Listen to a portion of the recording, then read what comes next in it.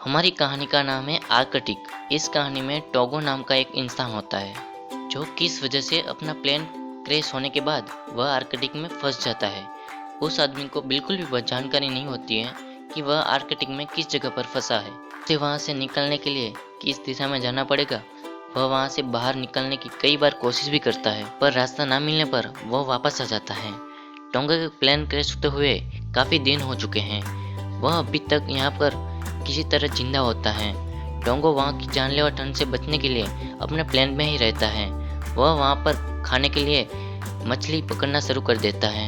अपने आसपास के एरिया का एक कागज पर नक्शा बनाने लगता है। वह वहाँ के सबसे ऊंची चोटी पर अपने रेडियो के माध्यम से किसी को संदेश भेजने की कोशिश करता है ताकि कोई उसे इमरजेंसी संदेश को सुन ले तो उसे बचाने के लिए यहाँ पर आ जाए। यह टोंगो का रूटीन बन चुका था। वह हर दिन सुबह सुबह मछली पकड़ने के लिए निकलता था।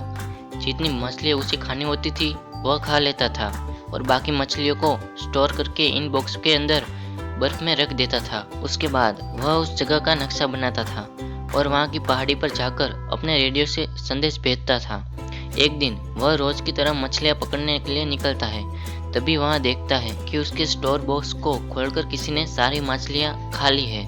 वह जब आसपास देखता है तो उसे जानवर के पैरों के निशान दिखाई देते हैं। तभी वह डर कर अपने प्लेन में घुस जाता है। थोड़ी देर के बाद वह वापस बाहर आता है और अपने रेडियो बीकन से इमरजेंसी संदेश भेजता है।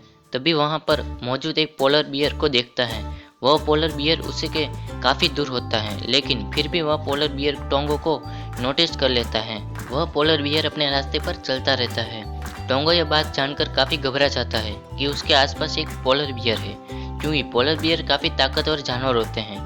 यह दुनिया के सबसे बड़े भालू होते हैं जो बर्फीले इलाकों में रहते हैं। टोंगो अपने रेडियो बीकन से दोबारा इमरजेंसी संदेश भेजता है। जब वह संदेश भेज रहा होता है तो उसके रेडियो बीकन में एक ग्रीन लाइट जलती है। इसका मतलब है कि किसी ने उसके संदेश को रिसीव कर लिया। वह अपने बीकन को और तेज घुमाने लगता है। तभी उसे वहाँ एक हेलीकॉप्टर की आवाज़ सुनाई देती है।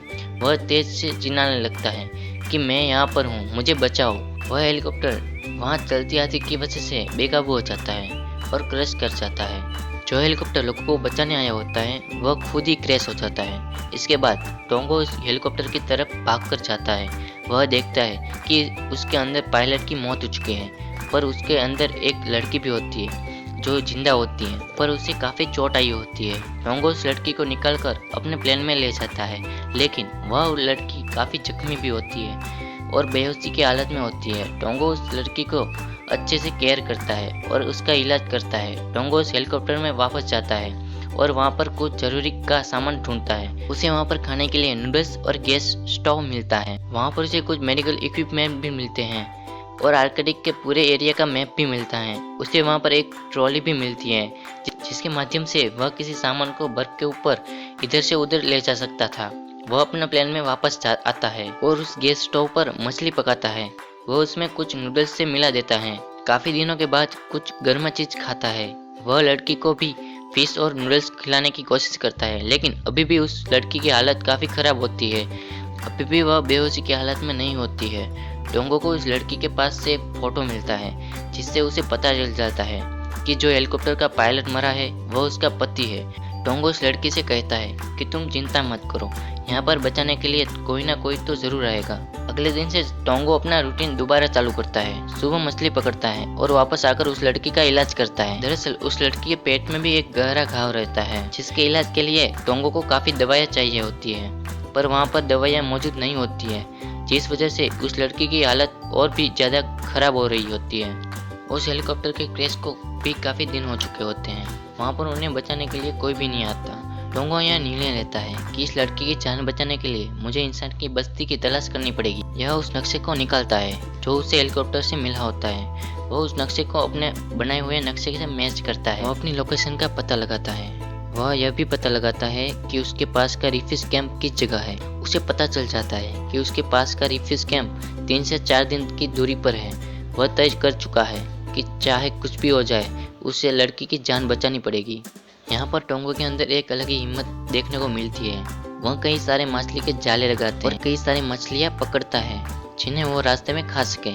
एक खाली कैंप में पानी भर लेता है वह सारा सामान ट्रॉली में रखता है और उस लड़की को भी ट्रॉली में लिटा देता है। वह उस प्लेन को छोड़कर वहाँ से निकल पड़ता है। वह जाते जाते हेलीकॉप्टर के ऊपर लिख देता है कि अभी भी 2 लोग जिंदा हैं। वह नॉर्थ साइड में गए हैं। टोंगो पूरा दिन उस ट्रॉली को खींचता हुआ जाता है और शाम होते ही एक गर्म जगह पर आराम करता। वह उस गैस स्टोव पर मछलियाँ पकाकर खाता और उस लड़की को भी खिलाता। इसके बाद वह थोड़ा सो भी लेता था।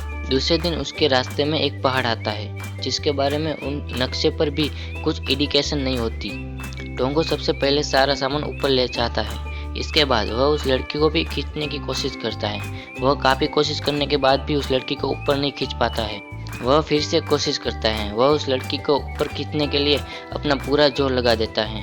उसकी हालत भी खराब होने लगती है, लेकिन वह उस लड़की को ऊपर नहीं खींच पाता। टोंगो के पास 2 रास्ते होते हैं, या तो वह सामान को लेकर निकल जाए और उस लड़की को ऐसे ही मरने के लिए छोड़ दे, या फिर उस लड़की को लेकर दूसरे रास्तों से जाए, जो कि काफ़ी मुश्किल रास्ता है। उस रास्ते से उसे बेस तक पहुंचने के लिए 5 दिन और लगेगा। वो डिसाइड करता है कि उस लड़की को वहाँ साथ लेकर जाएगा और उसकी जान जरूर बचाएगा। टोंगो उस लंबे और मुश्किल रास्ते पर निकल पड़ता है। उस रास्ते पर तेज बर्फीली हवाएं चल रही होती है। इसके बाद शाम हो जाती है।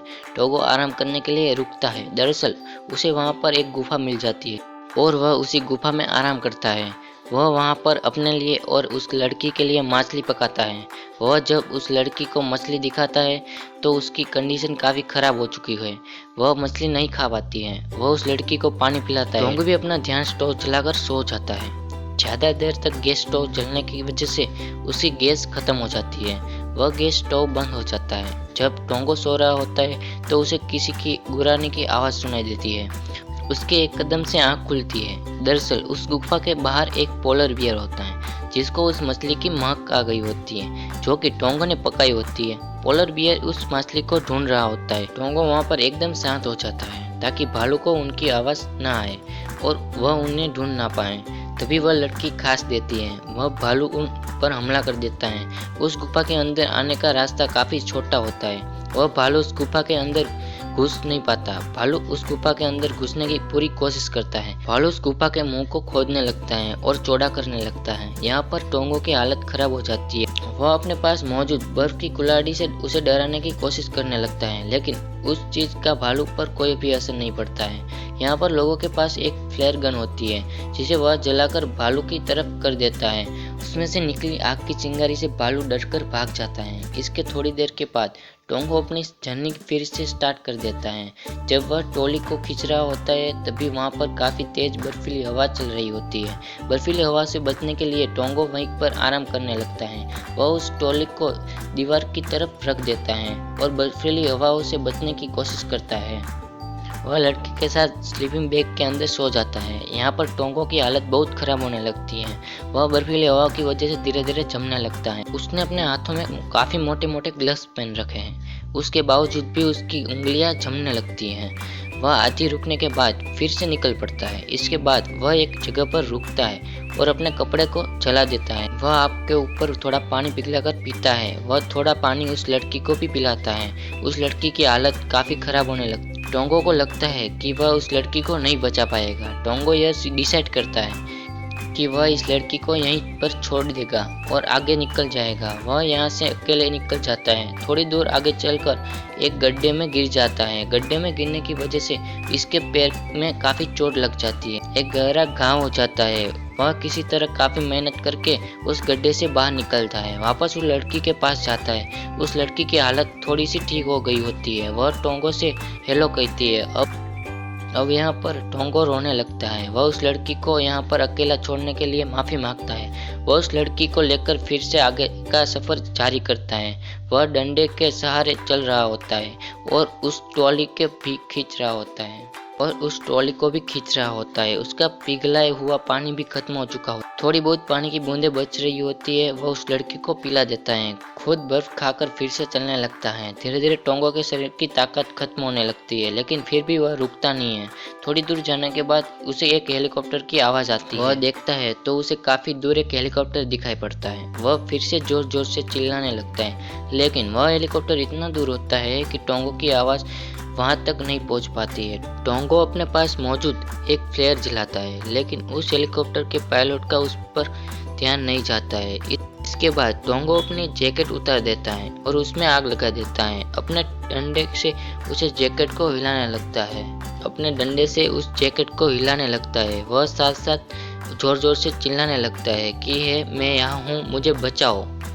इसके बाद टोंगो देखता है कि वहां से हेलीकॉप्टर उड़ रहा है और उस पहाड़ के पीछे की तरफ चला जाता है और वह अब दिखना भी बंद हो जाता है। यहाँ पर टोंगो हार मान चुका होता है। वह उस लड़की के बगल में लेट जाता है। उस लड़की का हाथ अपने हाथ पे पकड़कर कहता है कि इट्स ओके। जो भी उसे किस्मत में लिखा होता है वह उसका इंतजार करने लगता है। इसके बाद यह दिखाया जाता है कि वह हेलीकॉप्टर वापस आता है और उनके पीछे लैंड करता है और इस तरह से दोनों की जान बच जाती है। इस मूवी को देखकर हमें इतना पता चलता है कि दुनिया में कुछ भी नामुमकिन नहीं है।